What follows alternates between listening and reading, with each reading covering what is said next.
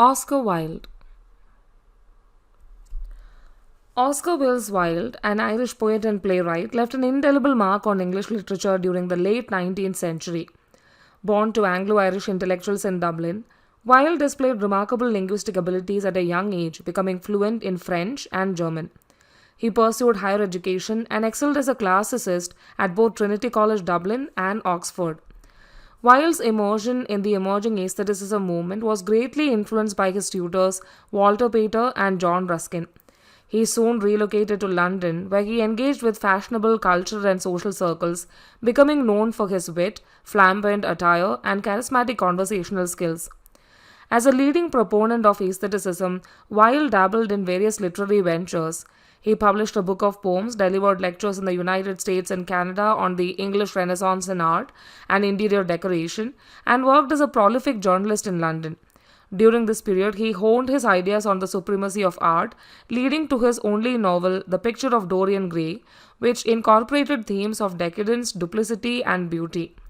Wilde's talent for crafting aesthetic details precisely and combining them with broader social themes drew him to playwriting. While in Paris, he wrote Salome in French, but it was prohibited from being staged in England due to the portrayal of biblical subjects. Undeterred, he created 4 society comedies in the early 1890s, making him one of the most successful playwrights in late Victorian London. Amidst the peak of his fame and the success of The Importance of Being Earnest, Wilde initiated a libel suit against the Marquis of Queensberry, who was the father of Wilde's lover, Lord Alfred Douglas. The trial exposed evidence that caused Wilde to withdraw his charges, leading to his arrest and subsequent trial for gross indecency with men. He was convicted and sentenced to 2 years of hard labor, the maximum penalty at the time. Wilde remained imprisoned from 1895 to 1897, during which he wrote De Profundis, a long letter that delves into his spiritual journey through the trials, representing a stark contrast to his earlier philosophy of pleasure. Following his release, he departed for France and never returned to Ireland or Britain. During his time in exile, he composed his final work, The Ballad of Reading Gaol, a lengthy poem that commemorated the harsh realities of prison life. Oscar Wilde's literary legacy endures through his remarkable body of work, including poetry, plays, novels, and essays, making him an enduring figure in English literature. The Picture of Dorian Gray. The Picture of Dorian Gray, a philosophical novel by Oscar Wilde, exists in 2 versions. A shorter novella-length version was initially published in the July 1890 issue of the American periodical Lippincott's Monthly Magazine, while the novel-length version was published in April 1891. The narrative unfolds in the art studio of Basil Hallward, an artist engaged in a discussion with his clever yet morally questionable friend, Lord Henry Wotton. They converse about a portrait of an exceptionally beautiful young man, Dorian Gray, which Basil has painted. Henry insists that the portrait should be exhibited, but Basil resists, fearing that his intense infatuation with Dorian is evident in the work. Dorian arrives, and the trio engages in a conversation. Henry expounds his philosophy that life should be lived to the fullest by indulging one's desires and pleasures, as beauty and youth are fleeting. Dorian, taken by this idea, expresses a wish to trade his soul if only the portrait would age while he remained eternally youthful. In response, Basil gives Dorian the portrait. Henry takes it upon himself to shape Dorian's character. A few weeks later, Dorian reveals that he has fallen in love with an actress named Sybil Vane due to her remarkable beauty and acting talent. The group goes to see her perform, but her terrible acting disappoints Dorian. When he confronts Sybil, she confesses that her love for Dorian is genuine, and she can no longer pretend on stage. Disgusted, Dorian abandons her. Upon returning home, he witnesses a cruel expression on the portrait's face, prompting him to seek Sybil's forgiveness. However, the next day, Henry informs him of Sybil's suicide, advising Dorian not to feel remorse. Dorian moves the portrait to the attic. Under the influence of a toxic and captivating book sent by Henry, he embarks on 18 years of unrestrained indulgence and progressively succumbs to evil. He frequently inspects the portrait, observing the signs of aging and moral decay that appears on it while he remains unblemished. One day, Dorian encounters Basil, who has heard rumors of Dorian's destructive influence on others. Dorian leads Basil to the attic to reveal the portrait, which now appears horrifying. A confrontation ensues, and Basil implores Dorian to repent for his soul's sake. Dorian, in a fit of rage, murders Basil and coerces another friend to dispose of the body. Dorian visits an opium den where he encounters Sybil Vane's vengeful brother James, who initially refrains from harming Dorian due to his youthful appearance. Yet, another patron eventually reveals Dorian's true age. Later, at a hunting party on Dorian's estate, a hunter accidentally kills James, who was concealed in the underbrush. Weeks later, Dorian informs Henry that he has decided to lead a virtuous life. He cites a recent act of kindness in sparing a young girl who admired him. To assess the effect of his newfound virtue, Dorian examines the portrait, only to find it now bears a cunning expression. Driven to destroy the portrait, he stabs it with a knife. Servants arrive at the sound of a scream and discover a grotesque old man dead on the floor with a knife in his chest, alongside a portrait of the young and beautiful Dorian Gray he once was. Lady Windermere's Fan. Lady Windermere's Fan, a play about a good woman, is a four-act comedy written by Oscar Wilde. It premiered on February 20, 1892 at St. James Theatre in London. The play's central plot revolves around Lady Windermere, who suspects her husband of having an affair with another woman, Mrs. Orlin. Lady Windermere confronts her husband about these suspicions, and he invites Mrs. Orlin to her birthday ball, further fueling her doubts. Feeling betrayed, Lady Windermere decides to leave her husband for another man. However, as events unfold, it is revealed that Mrs. Orlin is in fact Lady Windermere's long-lost mother, who had abandoned her family 2 decades earlier. Mrs. Orlin sacrifices her reputation to save her daughter's marriage. The play is set in London, and it's initiated by Lady Windermere's jealousy over her husband's apparent interest in Mrs. Orlin, a beautiful older woman with a mysterious past. Unbeknownst to Lady Windermere, Mrs. Orlin is her divorced mother, presumed dead for 2 decades. Lord Windermere's intention is merely to assist the older woman in re-entering society, albeit under a pseudonym, to reunite her with her daughter. Lady Windermere, in a fit of pique, seeks solace with Lord Darlington, a fervent admirer. Mrs. Orlin closely follows, ultimately saving her daughter from a scandalous affair through a generous act that sacrifices her own reputation.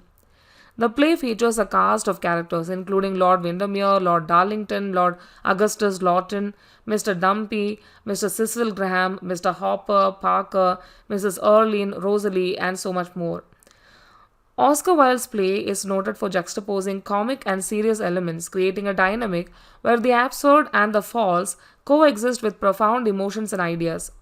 This interplay between humor and seriousness forms a central aspect of Wilde's successful dramatic technique. Wilde's modernist approach is apparent in his ability to navigate both mass culture and high society, with Lady Windermere's Fan serving as a prime example of this. His aestheticism, marked by surface-level ornamentation and a rejection of an authentic self, is used to bridge the gap between mass culture and the elite. The fan motif in the play, symbolizing both modesty and infidelity, illustrates the layered complexity of Wilde's modern aesthetics. Lady Windermere's Fan is a play that delves into the intricacies of relationships, social conventions, and the moral choices faced by its characters, making it a notable work in Wilde's literary legacy. A Woman of No Importance. A Woman of No Importance is a 4-act play penned by Oscar Wilde, first performed on April 19, 1893 at the Haymarket Theatre in London. As with Wilde's other societal comedies, this play serves as a satire of English upper-class society. While not as celebrated as some of his other works, it remains a significant commentary on the English aristocracy of its time. The central plot revolves around Lord Illingworth, a charming bachelor known for his wit and unending flirtations. At the same time, a woman he seduced 2 decades earlier has been concealing the shame of her son's illegitimate birth. Mrs. Arbuthnot, Gerald's mother, raised her son alone after Lord Illingworth refused to marry her. The play begins with Gerald being offered a promising career opportunity by Lord Illingworth, unaware that the position is as his father's secretary. The unfolding drama and tensions, including a confrontation between Mrs. Arbuthnot and Lord Illingworth at Lady Hunstanton's country house party, forced Gerald to make a choice between supporting his wronged mother and pursuing a brilliant career.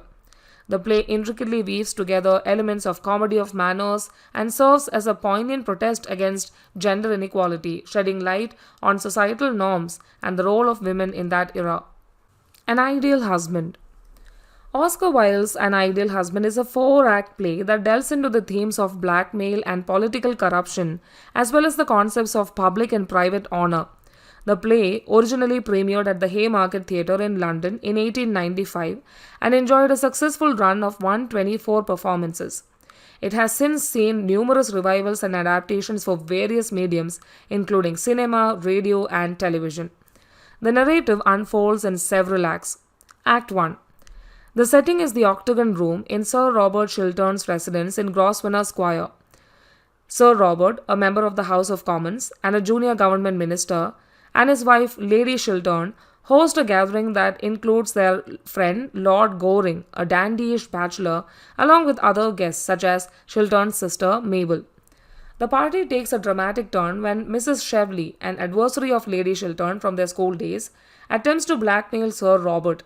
She demands his support for a fraudulent scheme involving a canal in Argentina, threatening to reveal a past scandal from Chiltern's life. This scandal is rooted in his previous sale of a cabinet secret to Baron Arnheim, leading to Arnheim's advantageous investment in the Suez Canal Company.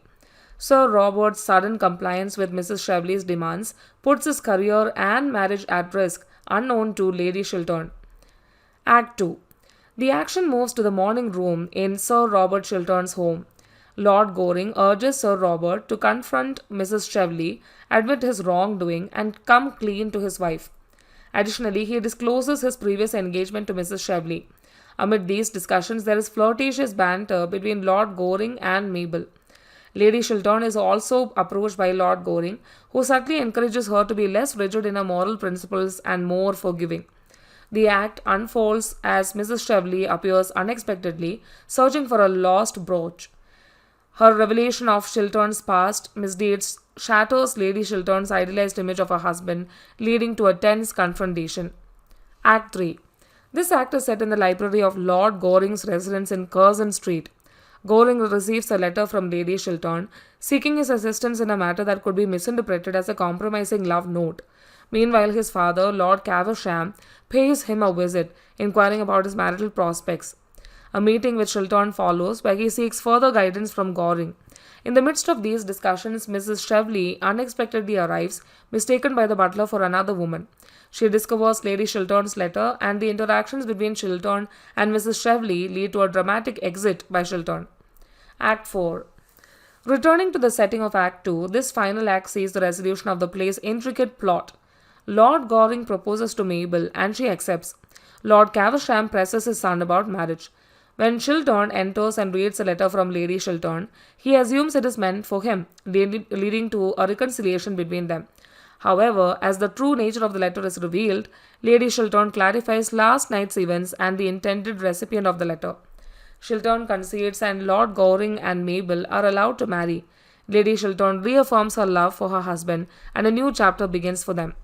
An Ideal Husband combines elements of social comedy with a satirical commentary on the moral and ethical dilemmas faced by the upper echelons of society, making it a classic work in the realm of dramatic literature. The Importance of Being Earnest.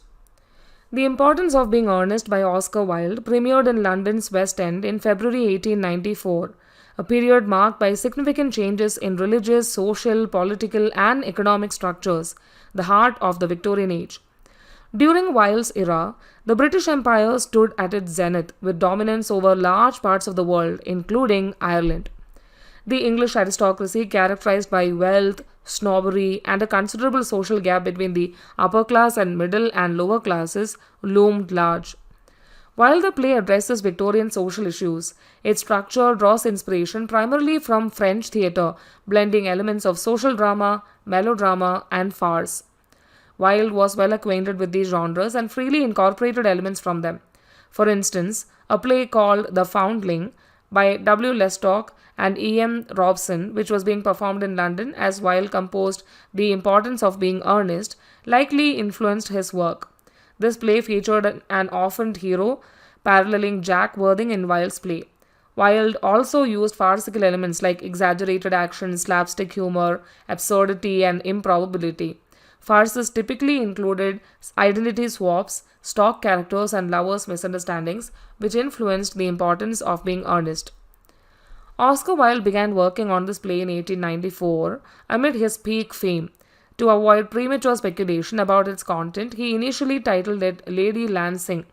Wilde drew upon people and places he knew for ideas and names, with Lady Queensberry, Lord Alfred Douglas's mother, residing in Bracknell, serving as a source of inspiration. The most significant influence on the play is believed to be W. S. Gilbert's 1877 farce Engaged, from which Wilde borrowed not only several incidents but also the gravity of tone expected from the actors. Detailed summary of the play. Act 1. The play opens in Algernon Moncrief's flat in Half Moon Street. Algernon receives his best friend, Jack Worthing, who has come to propose to Gwendolen Fairfax, Algernon's cousin. However, a perplexing detail on Jack's cigarette case sparks questions. Jack reveals that he leads a double life, going by the name of Ernest in the city and Jack in the countryside, where he is responsible for his young ward, Cicely Cardew. He also claims to have a wastrel brother named Ernest in London. Algernon, intrigued, inquires about the location of Jack's country estate. Their discussions are interrupted by Lady Bracknell, Gwendolen's formidable mother. To divert Lady Bracknell's attention, Algernon engages her in another room. Jack proposes to Gwendolen, who accepts under the condition that his name is Ernest. When Lady Bracknell questions Jack, she learns about his background. Afterward, Jack expresses his intention to change his name to Ernest, while secretly rejoicing in his newfound romance with Gwendolen. Act 2. This act takes place in the garden of Jack's country house in Woolton. Cicely, Jack's young ward, is studying with her governess, Miss Prism. Algernon, posing as Jack's brother Ernest, arrives and charms Cicely, who has long been infatuated with the concept of a wicked brother named Ernest. Gwendolen arrives, having left home due to her love for Jack. Upon their return, they discover each other's engagements to men named Ernest, revealing the deception. Act 3. Act 3 unfolds in the morning room at the country house. Lady Bracknell visits to address her daughter's engagement to Algernon, which Jack forbids. Lady Bracknell consents only if Jack approves of Gwendolen's marriage to him. However, Gwendolen insists on marrying a man named Ernest. Amid this chaos, Miss Prism, Cicely's governess, is recognized by Lady Bracknell as the individual who misplaced a baby boy and a novel manuscript. Jack presents the missing manuscript, leading to the revelation that he is a Lady Bracknell's nephew and Algernon's elder brother. The act ends with Lady Bracknell agreeing to Gwendolen and Jack's engagement. Act 4. Returning to the setting of Act 2, the final act brings resolution. Lord Goring proposes to Mabel, and she accepts. After Jack explains the truth about his name, he reconciles with Lady Bracknell. He acknowledges the importance of being earnest. Love triumphs as Jack and Gwendolen, as well as Algernon and Cicely, reunite. In a humorous twist, Miss Prism and Dr. Chasuble also hint at their romantic feelings. The play skillfully examines themes such as manners and sincerity, dual identity, social conventions, love and marriage, showcasing the character's shallow pursuits and highlighting the absence of genuine emotions. In The Importance of Being Earnest, Oscar Wilde artfully uses humor and wit to satirize the hypocrisy and triviality of Victorian society, leaving a lasting impact on both literature and the stage.